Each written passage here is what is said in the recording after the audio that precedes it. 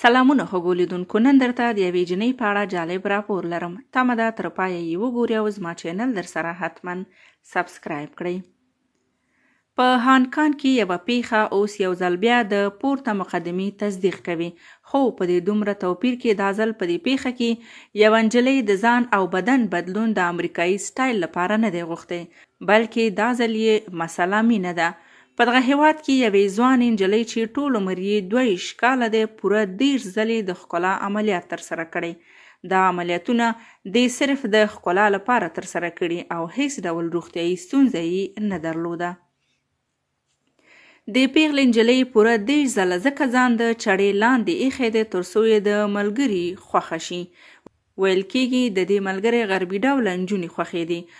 نو د نجلۍ هم د ځان څخه د یوې ښکلې غربي نجلۍ د جوړولو لپاره د ښکلا عملیاتونو ته مخه کړې ده او په دې لړ کې یې پوره 30 ځله د ښکلا عملیات ترسره کړي.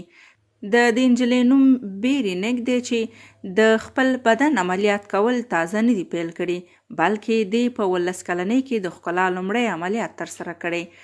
د 19 کلنۍ وروسته چې دا اوس 22 کلنۍ ته رسېدلې ده، پوره 30 ځله یې عملیات ترسره کړي.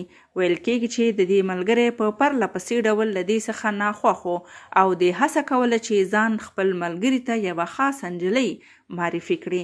له همدې کبله دې په پرله پسې ډول ځان عملیات کړی تر څو خپل ملګري ته یوه خاصه او بې جوړې نجلۍ ښکاره شي.